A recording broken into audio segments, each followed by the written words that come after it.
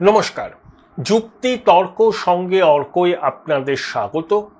আপনাদের সঙ্গে আমি অর্কপ্রভ সরকার। রামনবমীকে কেন্দ্র করে সারাদিন ধরে রাজ্যে কি হয়েছে আপনারা সবাই দেখেছেন। শনিবার থেকেই রাজ্য জুড়ে কলকাতা শহরে বিভিন্ন জেলায় গেরুয়া পতাকায় ছয়লাভ হয়ে গেছে। আগের বার যা রামনবমীর মিছিল বেরিয়েছিল তার থেকে বেশি সংখ্যায় এবার মিছিল বেরিয়েছে। 1.5 কোটি হিন্দু পথে নামবেন বলে ঘোষণা করেছিলেন বিজেপির নেতারা। প্রচুর মানুষ নেমেছেন, কত সংখ্যায় নেমেছেন সেই স্ট্যাটিস্টিক্স আমার কাছে নেই। এই রামনবমীর অনুষ্ঠান কিন্তু 3-4 বছর আগেও সেভাবে পালন করা হতো না। এটা 2018-19 সালের পর থেকে পশ্চিমবঙ্গে রামনবমীকে খুব ঘটা করে পালন করা হয়। বিশেষ করে গেরুয়া ইকোসিস্টেম এতে অগ্রণী ভূমিকা নেয়। নিশ্চয়ই কেন পালন করা হবে না? মর্যাদা পুরুষোত্তম রামচন্দ্রের রামনবমী কেন পালন করা হবে না? এর মধ্যে কোনো উত্তর ভারতের ধর্মীয় আগ্রাসন নেই। এই মিথ্যা ন্যারেটিভ তৈরি করে বাংলার মানুষকে বিভ্রান্ত করার চেষ্টা করছে কিছু মাকু সিকু। আর উত্তরপ্রদেশ ভারতের বাইরে নয়, সেখানকার সনাতনী সংস্কৃতির অংশ যদি পশ্চিমবঙ্গের মানুষ গ্রহণ করে অসুবিধা কি? লাহোর করাচির সংস্কৃতি গ্রহণ করছে না, উত্তরপ্রদেশের সংস্কৃতি গ্রহণ করছে, অসুবিধা তো কিছু নেই। আসলে মাকু সেকুতের ঘুম উড়েছে এই হিন্দু জাগরণকে কেন্দ্র করে। আমার তো মাকু সেকুতের কথা শুনে মনে হয় যে সনাতন ধর্মকে আক্রমণ করতে পারলে তারা অদ্ভুত এক আনন্দ অনুভব করেন, অতিরিক্ত অ্যাড্রিনালিন বোধহয় ক্ষরণ হয়। জানি না এই মনস্তত্ত্বের পিছনের কি কারণ। এটা আসলে দাসত্বের মানসিকতা, যে সনাতনীদের সবকিছু খারাপ আর লাহোর করাচির সংস্কৃতি জয়গান করলে মাকু সেকুরা একটু কলার তুলে ঘুরতে পারেন, ওই ইকোসিস্টেমের কাছে তারা একটু বাড়তি গুরুত্ব পায়। কিন্তু সেসব দিন শেষ হয়ে গেছে। এটা নতুন ভারত, এটা সনাতনীদের জাগরণের সময়। আবি আবি দেখিয়ে হোতা হ্যায় ক্যা, এমন সনাতনী জাগরণ হবে পশ্চিমবঙ্গে, হবে সারা ভারতে তো হয়েছে, পশ্চিমবঙ্গেও হয়েছে, আরো একটু বাকি আছে। সেই সনাতনী জাগরণে এই মাকু সেকুরা মুখ লুকোতে বাধ্য হবে। রামনবমী তো হলো, কিন্তু যে ঘটনাটায় আমাদের সবার হৃদয়ে রক্তক্ষরণ হচ্ছে সেটা সুপ্রিম কোর্টের নির্দেশে 25,752 জনের চাকরি বাতিল হওয়া। খবরের কাগজে, টিভিতে, সমাজ মাধ্যমে দেখছিলাম সেই হতবাক্যদের মুখগুলো, যারা সমস্ত নিয়ম মেনে চাকরি পেয়েছেন, পড়াশোনা করে চাকরি পেয়েছেন, এতদিন চাকরি করার পর হঠাৎ করে জানলেন তাদের চাকরিটা নেই। যে দোষ তাদের নয়, দায় কার? দায় রাজ্য সরকারের। আমি দেখছিলাম আনন্দবাজার পত্রিকার অনলাইন একটা সার্ভে করছে, এই চাকরি যে চলে গেল তার জন্য দায়ী কে? ওভারওয়েলমিংলি বলছে রাজ্য সরকার। সবাই জানে রাজ্য সরকার। 13 তলা 14 তলা বিকাশ ভবন, এসএসসি, মাসি পিসি কাকু ভাইপো সবাই সবাই, আমচা চামচা বেলচা সবাই, শতরঞ্জন, তারপরে চিনু হাজরা, বকুল, শান্তনু, কুন্তল, সবাই। এ তো সবে হিমশৈলের চূড়ো, এবার আসবে প্রাথমিক। লন্ডভন্ড হয়ে যাবে, সেখানে তো আরো বড় মাপের দুর্নীতি।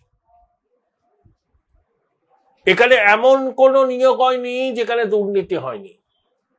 সুপ্রিম কোর্ট বলেছে না যে 3 মাসের মধ্যে নিয়োগ করতে হবে, রাজ্য সরকার এসএসসি কে দায়িত্ব দিয়েছে। এটা আমার ধারণা, আপনারা সহমত হবেন কিনা জানি না, এসএসসি একটা টেন্টের অর্গানাইজেশন, কণা মাত্র বিশ্বাসযোগ্যতা নেই। সেই এসএসসি কে যদি আবার নিয়োগের দায়িত্ব দেওয়া হয় আবার গন্ডগোল হবে। এরা দুরাত্মাদের ছলের অভাব হয় না। এরা নগদ নারায়ণ ছাড়া কিছু বোঝে না। আপনি যদি এটাকে চাঁদে পাঠিয়ে দেন বৈজ্ঞানিক অনুসন্ধানের জন্য, ওখানে গিয়েও টাকা খুঁজবে। খুব সাবধান। যারা আশা করছেন না আবার এসএসসি একটা পরীক্ষা নেবেন, আশায় বুক বেঁধেছেন, মানুষের আশায় বসতিত এবার অন্তত স্বচ্ছভাবে কিছু একটা হবে, ভুল হয়ে গেছে, একদম এই বিশ্বাস রাখবেন না। এসএসসির পক্ষে কোন স্বচ্ছ নিয়োগ প্রক্রিয়া পরিচালনা করা সম্ভব নয়। যারা বিস্তর অনিয়ম হয়েছে নিয়োগে জেনেও সেটা ধামাচাপা দেওয়ার জন্য কি পরিশ্রমটাই না করেছে, সুপ্রিম কোর্ট বলেছে তো। এখন এসএসসির মহানায়ক বলছেন আমরা তো অযোগ্যদের তালিকা দিয়েছিলাম, সুপ্রিম কোর্ট স্যাটিসফাই হতে পারেনি, আমরা কি করব। কটা তালিকা দিয়েছিলেন? এক একদিন গিয়ে এক এক রকম তালিকা দিচ্ছেন। যখন আদালত জানতে চাইছে এটাই নির্ভুল তালিকা তো অযোগ্যদের, তখন বলছেন সেটা তো বলতে পারছি না, আরো যে নামগুলো আছে তার মধ্যে অযোগ্য থাকতে পারে। আসলে ওয়েমার্কশিটটা নষ্ট করেছে পরিকল্পিতভাবে, তার মিরর ইমেজ রাখেনি। অর্থাৎ পরিকল্পিত দুর্নীতির এই অংশ হচ্ছে এসএসসি। এখন 14 তলার পা চাটা একটা লোক এসএসসির নায়ক হয়ে বসে আছেন, এখনো বড় বড় কথা বলছেন। এতগুলো পরিবারের সর্বনাশ করে গলা দিয়ে স্বর বেরোয় কি করে? এই কান্না বৃথা যাবে না, এই চোখের জল বৃথা যাবে না, দেখে নেবেন বৃথা যাবে না। শিক্ষাটা আমাদের গর্বের ছিল জানেন, সেটাকে এরা নষ্ট করেছে, লুটপাট করেছে। সিপিএম আমলেও পার্টির ক্যাডারদের পরিবারের লোকজনদের চাকরি দেওয়া হতো, কিন্তু এরকম লার্জ স্কেলে দুর্নীতি হয়নি, এত মামলাও হয়নি। হয়তো একটা মামলা হয়েছে, বছরে তো দুবার করে এসএসসির পরীক্ষা হতো, নিয়োগও তো হতো। সিপিএম সর্বক্ষণের যারা কর্মী পার্টির তাদের পরিবারের কোন সদস্যকে এই চাকরিগুলোর ব্যবস্থা করে দিত, যাতে ওই সর্বক্ষণের কর্মীরা 24 ঘন্টাই দলের কাজ করতে পারে। কোন দল যখন ক্ষমতায় আসে সেই দলের সমর্থকদের চাকরি পাইয়ে দেওয়া হয়, কিন্তু এরকম ভাবে নয়, লুটপাটের মাধ্যমে নয়। সর্বশান্ত হয়ে গেছে পরিবারগুলো। আর সামাজিক অসম্মান, যারা যোগ্যতার নিরিখে চাকরি পেলেন, পাড়া প্রতিবেশীর কাছে তারা মুখ দেখাবেন কি করে? আগামী দিনে তাদের সংসারটা চলবে কি করে? তাদের পুত্র কন্যার পড়াশোনা কি হবে? তাদের বাড়িতে অসুস্থ বাবা মা চিকিৎসার ব্যয়ভার কারা বহন করবে? দায় টাকা, দায়টা যারা মামলা করেছিলেন তাদের, না 13 তলা 14 তলার কার দায়? বিচার হোক, মানুষের আদালতে বিচার হোক। কথায় কথায় বলেন না আমার মাথা নত করে দাও হে তোমার চরণ ধুলার তলে। সামান্যতম নীতিবোধ থাকলে মাথা নিচু করে জনদেবতার কাছে ক্ষমা চাইতেন, যে আমরা লজ্জিত, আমরা ক্ষমা প্রার্থী, প্রায়শ্চিত্ত করব আমরা, কথা দিচ্ছি আর এই ধরনের কোনো দুর্নীতি হবে না। সে রাস্তায় তো হাঁটছেন না, খালি বাংলাকে টার্গেট করা হচ্ছে বলছেন। বাংলার ঠিকাদার আপনি নাকি?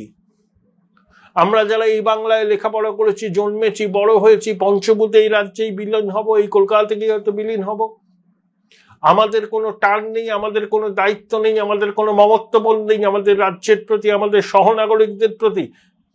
ভাবলেন কি করে সবকিছু আপনার? আপনি একা ঠিকাদার বাংলার? কে আপনাকে বলেছে? কে এই দায়িত্ব দিয়েছে? বাংলার অভিভাবক হবার, আর অভিভাবকত্বের নমুনা তো আমরা দেখছি। সংগঠিত অপরাধ হলো, কেউ কিছু জানতো না। এখন বলছি এসএসসি স্বায়ত্তশাসিত, ঘোড়ায় হাসবে এইসব কথা শুনে। যিনি গুন্ডা কন্ট্রোল করেন, যার অঙ্গুলি লাঞ্ছালা গাছের পাতা নড়ে না, তিনি এখন বলছেন এসএসসি তো স্বায়ত্তশাসিত, আমরা তো ওদের কাজে ইন্টারফেয়ার করি না। বললাম না ঘোড়ায় হাসবে এই সমস্ত কথা শুনে।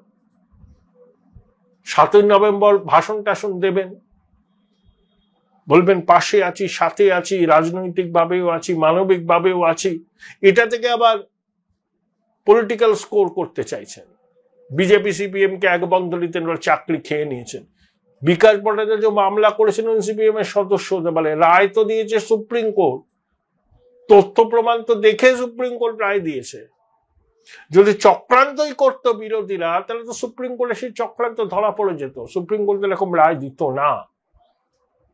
সংগঠিত লুট হয়েছে, সংগঠিত অপরাধ হয়েছে, এক্সপোজ হয়ে গেছে সরকার, এখন ফলস ন্যারেটিভ তৈরি করে বাংলাকে বিভ্রান্ত করতে চাইছেন। আর নিজে দাবি করেন তিনি বাংলার অভিভাবক, বাংলার সম্মান তিনি নাকি রক্ষা করেন। সুপার নিউমেরিক পোস্ট তৈরি করতে উদ্যোগী নিয়েছিল বেআইনি ভাবে যারা চাকরি পেয়েছে তাদের চাকরিকে টিকিয়ে রাখতে। সংবিধানতে শপথ নেওয়া একটা নির্বাচিত সরকার কত বড় বেআইনি কাজ করতে উদ্যোগ হচ্ছে। আসলে অযোগ্যদের চাকরি বাতিল হোক সেটা চায় না এরা, কারণ অযোগ্যরা যাদেরকে টাকা দিয়ে চাকরিটা কিনেছে তারা তো সেই টাকাগুলো ফেরত চাইবে, অনেকের নাম তো সামনে চলে আসবে। বিড়ম্বনা কার বাড়বে? 13 তলা 14 তলা কালীঘাট ক্যামাক স্ট্রিটে। সেই বিড়ম্বনা ঢাকতেই অযোগ্যদের চাকরিটা টিকিয়ে রাখার জন্যই ওই সুপার নিউমেরিক পোস্ট তৈরির উদ্যোগ নেওয়া হয়েছিল। সেটা ভেস্তে গেছে, জানি না সুপ্রিম কোর্ট ওই সুপার নিউমেরিক পোস্ট নিয়ে যে সিবিআই তদন্তের নির্দেশ অভিজিৎ বাবু দিয়েছিলেন সেটাই বজায় রাখবেন কিনা। যদি বজায় রাখে তো পালে বাঘ পড়বে, যদি 8 তারিখে কোনো সিদ্ধান্ত নাও হয় ওই আশঙ্কাটা থাকবে পরের শুনানিতে হয়তো সিবিআই তদন্তের নির্দেশটা জারি থাকবে। ওই সিবিআই তদন্ত রোখার জন্যই তো নামি দামি আইনজীবীকে সুপ্রিম কোর্টে পাঠিয়েছিলেন। পালে বাঘ পড়বে। চৌতালা স্মৃতি এখনো ফিকে হয়ে যায়নি। আর যাদের কোনো অপরাধ না করে শুধুমাত্র রাজ্য সরকারের পাপের জন্য ফলভোগ করছেন যে যোগ্য ছেলেমেয়েরা এতদিন চাকরি করে, তাদের চোখে জল কখনো বৃথা যাবে না, যেতে পারে না। দুনিয়াতে একটা নিয়ম আছে, অসত্য কথা বলারও কিন্তু একটা সীমা থাকে। পাপের ঘোড়া যখন পূর্ণ হয়ে যায় না, উপরওয়ালাই বিদায়টাকে সুনিশ্চিত করেন। আপনারা বিশ্বাস রাখুন, আপনাদের এই চোখের জল কখনো বৃথা যাবে না, কখনো যেতে পারে না। পৃথিবীতে ঈশ্বর বলে যদি কিছু থাকে আপনারা ন্যায় বিচার পাবেনই পাবেন, তবে সরকারের মায়াকান্নায় বিভ্রান্ত হবেন না। রায়টাকে সবার আগে ভালোভাবে পড়ুন, বুঝতে না পারলে আইনজীবীদের সাথে কথা বলে ব্যাখ্যাটা বুঝে নিন, থরো পড়ুন, বারে বারে পড়ুন। তারপরে রাজ্য সরকারের ভার্সনটাকে পাশে রেখে আপনারা লেখাপড়ার জন্য ছেলে মেয়ে বিচার করুন, রায় কি বলা আছে, রাজ্য সরকার কি বলছে। এই নিয়ে কথা বলেছিলাম বিশিষ্ট রাজনৈতিক ব্যক্তিত্ব অমিতাভ দত্তর সঙ্গে, শুনে নিন কি বললেন তিনি। অমিতাভ দা, এ তো আনপ্রেসিডেন্টেড হলো, 25,752 জনের চাকরি বাতিল। এখন বিভিন্ন খবর পাচ্ছি যারা টাকা দিয়েছিলেন চাকরির জন্য, সেই টাকা উদ্ধার করার জন্য তারা চড়াও হয়েছেন বিভিন্ন লোকের বাড়িতে। আবার অনেকে বলছেন যে আমরা এত চেষ্টা করে চাকরিটা পেলাম, বাড়িতে পরিবার আছে, ছেলে মেয়ে আছে, অসুস্থ বাবা মা আছে, সামাজিক সম্মান নষ্ট হলো। আপনার কি মনে হয় যে এই কান্নার মাসুল শাসক দলকে চোকাতে হবে 2026-এ? দেখুন, এই দায় মমতা ব্যানার্জির দায়, এই দায় পশ্চিমবঙ্গ সরকারের দায়, এই দায় পশ্চিমবঙ্গ সরকারের মন্ত্রিসভার দায়। তারা এই সমস্ত কাজ করছে, যদিও সরকারি চাকরি বিক্রি করে রাজনৈতিক দল তাদের ভান্ডার স্ফীত করে, এটা ভারতবর্ষে বহু বছর ধরে হয়ে আসছে এবং তার মধ্যে আশ্চর্যজনক কিছু নেই। কিন্তু যেভাবে নক্কারজনক ভাবে চোখ কান বুঝে এবং একটা মানে দায়িত্ব জ্ঞানহীন ভাবে একটা সরকার পরিচালনা করছেন মমতা ব্যানার্জি, এটা ভারতবর্ষের স্বাধীনতার পরে কখনো হয়নি, এই জিনিস কখনো দেখা যায়নি। এবং সুপ্রিম কোর্ট যে রায় দিয়েছে তাতে সত্যি সত্যি তারা বলছে, আমি পুরো রায়টা পড়িনি, কিছুটা এক্সট্রাক্ট আমি দেখেছি, যে ওরকম বলেছিল যে কারা ওখানে যোগ্য আছে তোমরা ওই আমার সিটটা দেখে সেখান থেকে তোমরা বার করো, সিটগুলো ডিস্ট্রয় করে ফেলেছে। মানে এরা অর্থ উপার্জনের, বেআইনি অর্থ উপার্জনের জন্য এরা যা মনে করেছে তাই করে গেছে। এই সরকার লুটের সরকার। কিন্তু আপনি যে প্রশ্ন করলেন তার উত্তরটা আমার কাছে খুব স্পেসিফিক। পশ্চিমবাংলায় কিন্তু ইস্যু ভিত্তিক রাজনীতি হচ্ছে না, এবং পশ্চিমবাংলার সমস্যা কিন্তু বিরোধী দল বা অন্য কোনো দল মানুষের সামনে নিয়ে আসছে না। এটা তো সুপ্রিম কোর্টের রায় অনুযায়ী মানুষের সামনে এসছে। বিরোধী দল তো এই আন্দোলন করেনি, কোথাও করতে পারেনি। যা কিছু করতে পেরেছে মানে প্রধান বিরোধী দল হিসাবে আমি বলছি, তারা করেনি। সুতরাং ভোটের বাক্সে সোশ্যাল ইঞ্জিনিয়ারিং এ এখন মুসলিম বা প্লাস বেনিফিশিয়ারি, আর ওখানে হিন্দু হিন্দু বলে কিছু লোক, এইটা বা বিক্ষুব্ধ তৃণমূল কংগ্রেস, এই হচ্ছে দুটো জায়গা রয়েছে। সেই জায়গায় দাঁড়িয়ে মমতা ব্যানার্জির বিরাট ক্ষতি হয়ে যাবে এই মুহূর্তে আমি বলতে পারি না, তবে কিছুটা এফেক্ট তো পড়বেই। রামনবমী ঘিরে কার্যত যুদ্ধ প্রস্তুতি শুরু হয়েছে, কিভাবে দেখছেন? পুলিশের ছুটি বাতিল, হ্যাঁ, কলকাতা জুড়ে গেরুয়া পতাকায় ছেয়ে গেছে কলকাতা জেলা। মমতা ব্যানার্জিও চাইছেন, এটা বিজেপিও চাইছে। এই রাজনীতিটা দুজনকেই স্যুট করছে। হিন্দু মুসলমানের রাজনীতিটা পশ্চিমবাংলায় দুজনকেই স্যুট করছে।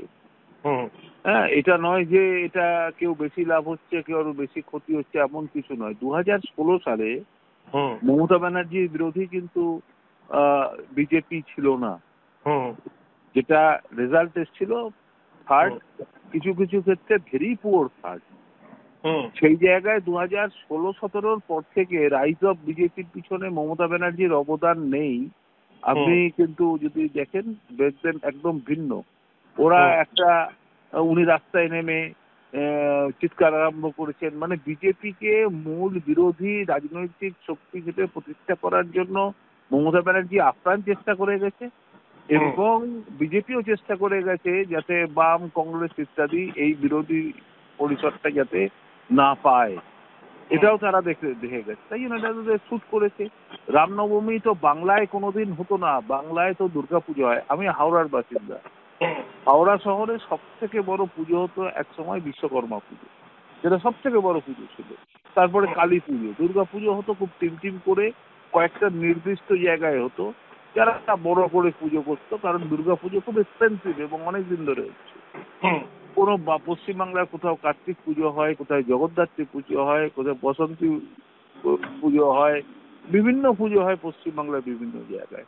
রামনবমী মূলত উত্তর ভারতের হিন্দি বেল্টের এটা একটা অনুষ্ঠান। যেমন পোঙ্গাল, পোঙ্গাল কি বাঙালি জানে? কালকে যদি দক্ষিণ ভারতের কেউ তারা রাজনৈতিক ক্ষমতা নেয় এবং পশ্চিমবাংলায় পোঙ্গল নিয়ে মাতামাতি হয়, তখন যে প্রশ্নটা হবে আমি মনে করি রামনবমী নিয়েও সেই প্রশ্নটা হবে। অনেক ধন্যবাদ অমিতাভ, অনেক ধন্যবাদ। Join Indian Institute of Hotel Management now. Right choice, right decision.